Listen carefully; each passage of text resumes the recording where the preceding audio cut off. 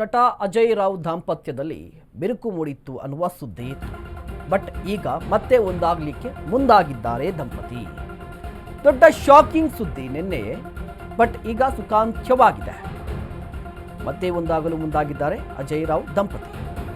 ಕೌಟುಂಬಿಕ ಕಲಹದ ಬಗ್ಗೆ ಸ್ವಪ್ನ ಅವರು ಸ್ಪಷ್ಟೀಕರಣ ಕೊಟ್ಟಿದ್ದಾರೆ. ತಾಯಿಯಾಗಿ ನನ್ನ ಮಗಳಿಗೆ ಧೈರ್ಯ ತುಂಬುತ್ತೇನೆ,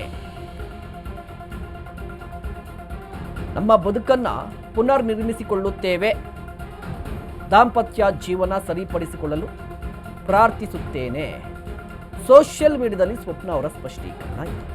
ನೋಡಿ, ಒಂದು ರೀತಿಯಾಗಿ ನಿನ್ನೆ ಶಾಕಿಂಗ್ ಆಗಿತ್ತು. ಅಜಯ್ ರಾವ್ ದಾಂಪತ್ಯ ಜೀವನದಲ್ಲಿ ಬಿರುಕಂತೆ, ವಿಚ್ಛೇದನಕ್ಕೆ ಅರ್ಜಿ ಸಲ್ಲಿಕೆ ಮಾಡಿದ್ದಾರಂತೆ. ಅಜಯ್ ರಾವ್ ವಿರುದ್ಧ ಕಂಪ್ಲೇಂಟ್ ದಾಖಲಾಗಿದೆ, ಕೌಟುಂಬಿಕ ದೌರ್ಜನ್ಯ ಅಡಿಯಲ್ಲಿ ಪ್ರಕರಣ ದಾಖಲಾಗಿದೆ.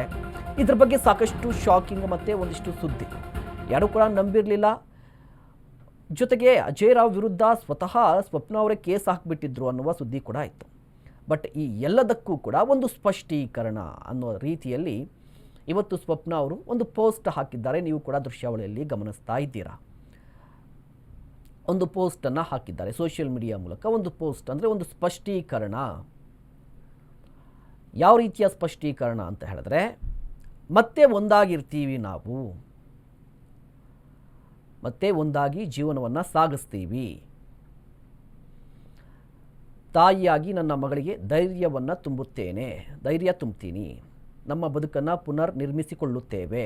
ಅಂದರೆ ಒಂದಿಷ್ಟು ಗಲಾಟೆ ಮನಸ್ತಾಪ ಇದ್ದೇ ಇರುತ್ತೆ ಗಂಡ ಹೆಂಡತಿ ಅಂತ ಹೇಳಿದ್ರೆ. ಬಟ್ ಈಗ ಎಲ್ಲವೂ ಓಕೆ ಆಗಿದೆ, ಸುಖಾಂತ್ಯವಾಗಿದೆ, ಇಬ್ಬರು ಕೂಡ ಒಂದಾಗಿರ್ತೀವಿ ಅಂತ ಹೇಳಿ ಅಜಯ್ ರಾವ್ ಅವರ ಪತ್ನಿಯಾಗಿರುವಂಥ ಸ್ವಪ್ನ ಅವರು ಸೋಷಿಯಲ್ ಮೀಡಿಯಾ ಮುಖೇನ ಒಂದು ಸ್ಪಷ್ಟೀಕರಣ ಕೊಟ್ಟಿದ್ದಾರೆ.